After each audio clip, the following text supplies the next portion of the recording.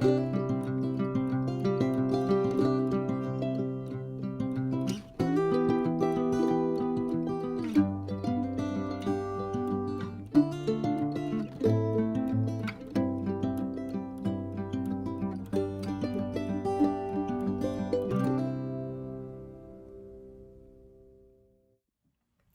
everyone, it's Lori with Behavior Education at Spirit Keeper Animal Sanctuary. Welcome to Training Tuesday for June 13th, 2023.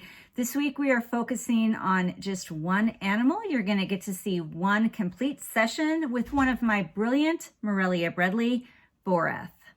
Boreth is a male stonewashed Morelia Bredli or Bredl's python, also known as a Centralian python. He was produced by Ralph Polinski at Midwest Serpentarium. He was hatched on July 7th, 2017, and he arrived here on July 29th, 2019. Boreth is one of my two adult Morelia Bredli that gets to free roam almost 24/7 in my workspace.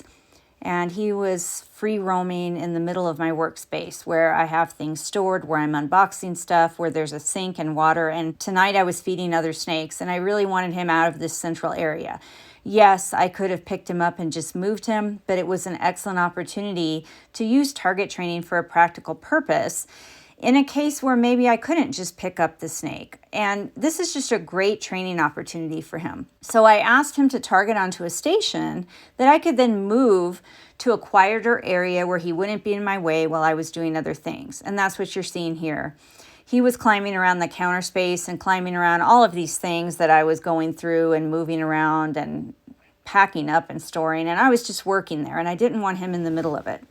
He hadn't eaten in a while, so it's fine for him to eat tonight.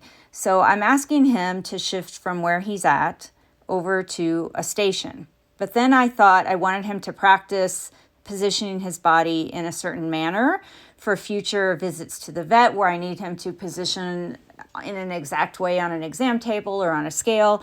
So in other words, he didn't really need to go through all this tonight, but it's an excellent opportunity to have him practice these behaviors, to have him practice moving from one location to another, to have him practice moving onto a station, and to then have him practice positioning his body in a specific way.